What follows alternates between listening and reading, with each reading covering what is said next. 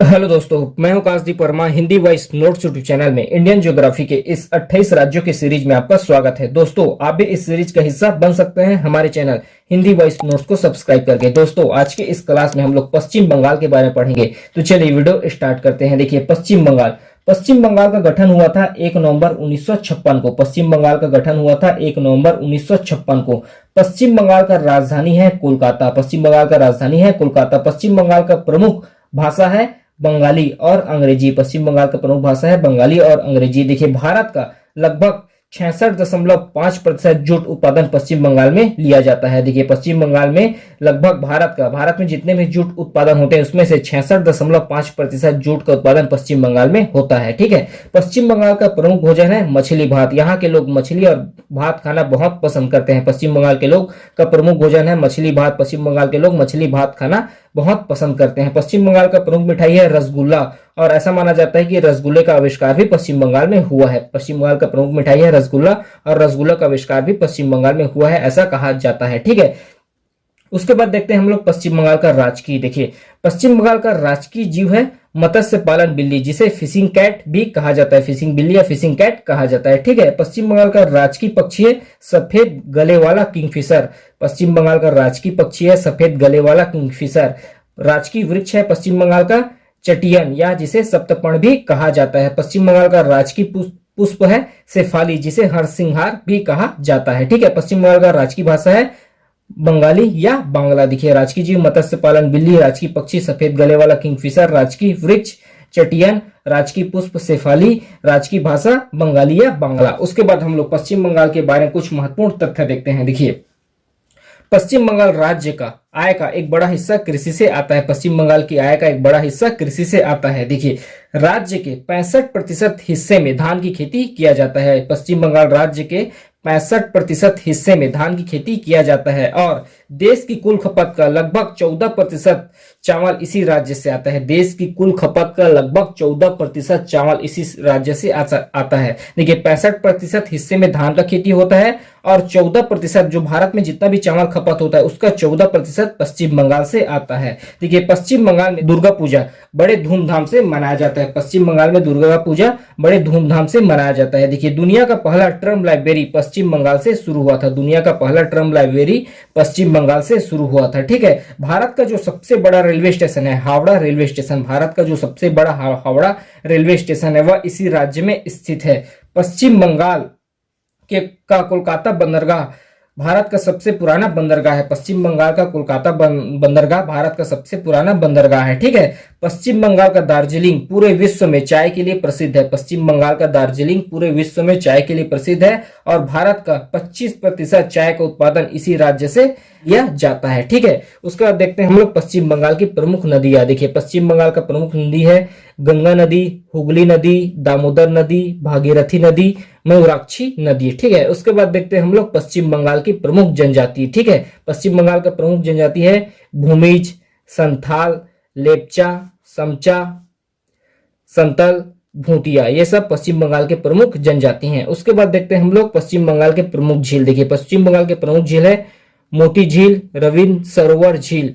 देखिए, पश्चिम बंगाल के प्रमुख झील है मोती झील, रविंद्र सरोवर झील। ठीक है। उसके बाद देखते हैं हम लोग पश्चिम बंगाल के प्रमुख राष्ट्रीय उद्यान और उनका निर्माण कब हुआ था। देखिए, पहला है सुंदरवन राष्ट्रीय उद्यान, इसका निर्माण हुआ था 4 मई 1984 को। फिर नेक्स्ट है बुक्सा राष्ट्रीय उद्यान, इसका निर्माण हुआ था जनवरी 1992 को। फिर नेक्स्ट है जलदपारा राष्ट्रीय उद्यान, इसका निर्माण हुआ था 2014 को। फिर नेक्स्ट है गोरुवारा राष्ट्रीय उद्यान, इसका निर्माण हुआ था 1994 को। फिर नेक्स्ट है सिंघा लीला राष्ट्रीय उद्यान, इसका निर्माण हुआ था 1986 को। फिर नेक्स्ट है कालेसर राष्ट्रीय उद्यान, इसका निर्माण हुआ था 2003 को। फिर नेक्स्ट है गिर राष्ट्रीय उद्यान, इसका निर्माण हुआ था 1965 को। फिर उसके बाद नेक्स्ट देखते हैं हम लोग पश्चिम बंगाल के प्रमुख बंदरगाह। ठीक है। पश्चिम बंगाल के प्रमुख बंदरगाह है पहला कोलकाता बंदरगाह, और दूसरा है हल्दिया बंदरगाह। उसके बाद देखते हैं हम लोग पश्चिम बंगाल के प्रमुख व्यक्ति। देखिए, पश्चिम बंगाल के कौन कौन से महान व्यक्तियों ने पश्चिम बंगाल से जन्म लिया है। ठीक है। पहला है नेताजी सुभाष चंद्र बोस, पश्चिम बंगाल के थे। जगदीश चंद्र बसु, ये भी पश्चिम बंगाल के थे। श्यामा प्रसाद मुखर्जी, रविंद्रनाथ टैगोर, राजा राम मोहन राय, स्वामी विवेकानंद, सौरभ गांगुली, शर्मिला टैगोर, अमर्त्य सेन, प्रणब मुखर्जी और खुदीराम बोस, इन सभी महान व्यक्तियों ने पश्चिम बंगाल से जन्म लिया। उसके बाद हम लोग पश्चिम बंगाल की सीमा रेखा और पश्चिम बंगाल के प्रमुख शहरों के बारे में देखते हैं। देखिए, यह है भारत के मैप का पूर्वी भाग और बीच में जो स्टार बना हुआ है यह है हम लोगों का पश्चिम बंगाल। तो पश्चिम बंगाल की सीमा रेखा देखते हैं। देखिए, पश्चिम बंगाल का यहां से लेकर यहां तक का सीमा उड़ीसा के साथ लगा हुआ है। उसके बाद पश्चिम बंगाल का यहां से लेकर यहां तक का सीमा झारखंड के साथ लगा हुआ है। उसके बाद पश्चिम बंगाल का यहां से लेकर यहां तक का सीमा बिहार के साथ लगा हुआ है। उसके बाद पश्चिम बंगाल का यहां से लेकर यहां तक का सीमा हमारा पड़ोसी देश नेपाल के साथ लगा हुआ है। उसके बाद पश्चिम बंगाल का यहां से लेकर यहां तक का सीमा सिक्किम के साथ लगा हुआ है। उसके बाद पश्चिम बंगाल का यहां से लेकर यहां तक का सीमा हमारे पड़ोसी देश भूटान के साथ लगा हुआ है। उसके बाद पश्चिम बंगाल का यहां से लेकर यहां तक का सीमा असम राज्य के साथ लगा हुआ है। उसके बाद पश्चिम बंगाल का यहां से लेकर पूरा यहां तक का सीमा हमारे पड़ोसी देश बांग्लादेश के साथ लगा हुआ है। तो सबसे पहले राज्य देखते हैं, कितने राज्यों के साथ पश्चिम बंगाल का सीमा लगा हुआ है।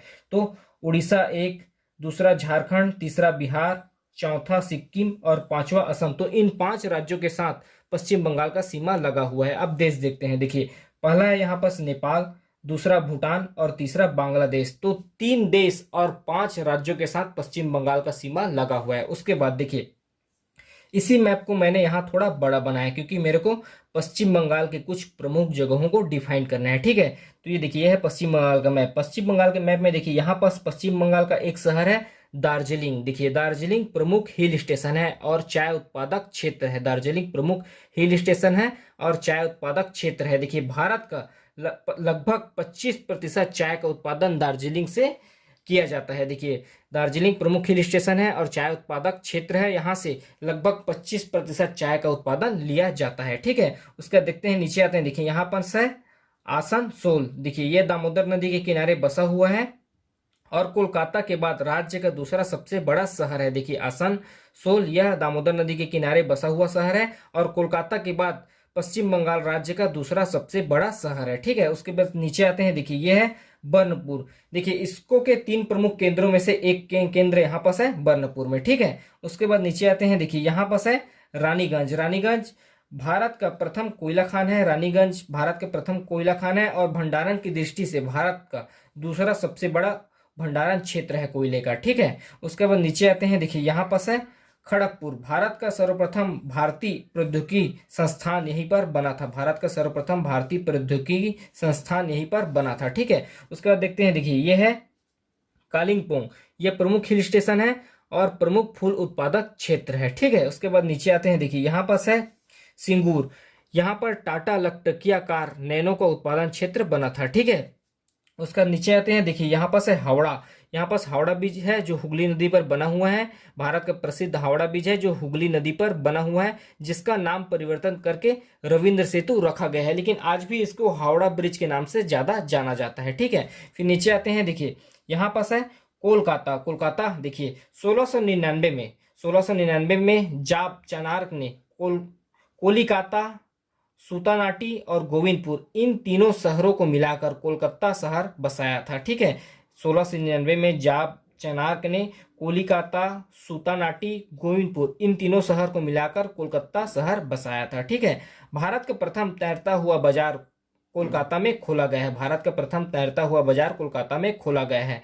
भारत का तीसरा बड़ा महानगर है कोलकाता। कोलकाता भारत का प्राचीन राजधानी है। 1911 तक कोलकाता भारत का राजधानी था। 1911 के बाद दिल्ली को भारत का राजधानी बनाया गया है। फिर देखिए, यहाँ पास है हल्दिया। हल्दिया एक प्रमुख व्यापारिक बंदरगाह है। ठीक है, यहाँ पास है हल्दिया और हल्दिया एक प्रमुख व्यापारिक बंदरगाह है। ठीक है, यहाँ पास है दुर्गापुर। दुर्गापुर में इस्पात संयंत्र लगा हुआ है ब्रिटेन के सहयोग से। तो इस पार्ट में हम लोगों ने पश्चिम बंगाल के बारे में पढ़ा। अभी के लिए इतना ही, धन्यवाद।